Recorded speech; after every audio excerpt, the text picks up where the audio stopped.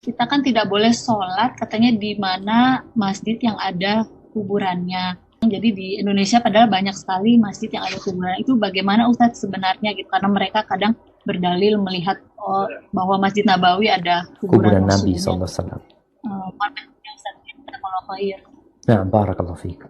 Berkaitan sholat di kubur, di masjid yang ada kuburannya. Nah, Nabi SAW melarang. La tusallu ilal kubur. Kalian jangan sholat ke arah kuburan. Nggak boleh kita sholat kiblatnya kuburan. Di beberapa masjid itu, orang kalau meninggal dunia, dia wasiat untuk dimakamkan di masjidnya. Makamkan di kuburan. Lalu terus Nabi SAW, ingat Nabi kita Muhammad SAW, beliau itu tidak dikuburkan di masjid. Beliau SAW dikuburkan di teras rumahnya. Di rumahnya Nabi SAW. Maka Aisyah bercerita, salah satu alasan kenapa Nabi SAW dikuburkan di rumahnya, karena yang Nabi takutkan tadi, nanti kuburannya dijadikan sesembahan. Kalau itu di luar.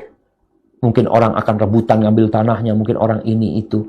Makanya kalau nggak takut itulah ubriza qabruhu. Kuburannya mesti akan ditampakkan. Tapi karena ini salah satu hikmah ya, maka kuburan Nabi dikuburkan di rumahnya, hanya memang tatkala mengalami perluasan masjid, akhirnya bagian rumah Nabi SAW itu dimasukkan ke dalam masjid. Tapi hukum sebenarnya Nabi SAW tidak dikuburkan di masjid.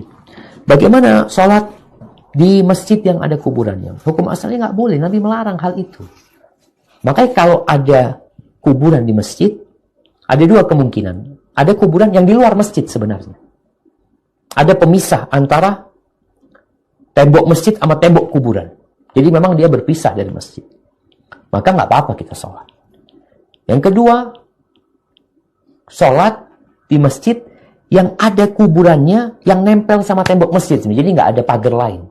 Di sini sebagian ulama memperbolehkan sholat di tempat seperti itu, tapi yang lebih baik tidak. Yang ketiga, ada masjid yang di dalamnya ada kuburan. Bukan di luar masjid, ini di dalamnya. Maka terlarang, apalagi kalau memang dibangun itu masjid di atas kuburan. Makanya kalau ada masjid yang dibangun di atas kuburan, para ulama menyebutkan, ya udah, gimana nih? Masjid yang dipindah, karena kuburan itu yang duluan. Tapi kalau masjidnya duluan, terus orang ini mati yang wakaf, kemudian dimasukkan ke dalam masjid, maka orang ini yang dikeluarkan dari masjid. Bukan udah wakaf buat Allah SWT itu masjid. Kenapa dikasih kuburanmu di sana? Maka keluarkan jasad orang itu, letakkan di kuburan umat Islam. Jadi seperti itu.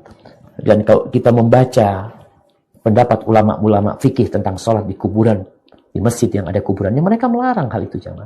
Hanya saja memang ada yang mengharamkannya, ada yang memakruhkannya. Intinya terlarang. Tapi kalau kita sholat di sana karena ada kuburannya, ini yang bermasalah. Ya, ini kita sholat karena ada kuburannya. Kita sholat di masjid manapun. Masjid yang punya kemuliaan itu yang disebutkan Nabi SAW. Adapun masjid-masjid walaupun ada kuburan orang yang paling mulia pun tetap nggak ada fadilahnya sholat di sana. Fadilah khusus kecuali seperti fadilah sholat di masjid biasa. Hada wallahu a'lam bishawab. Nah.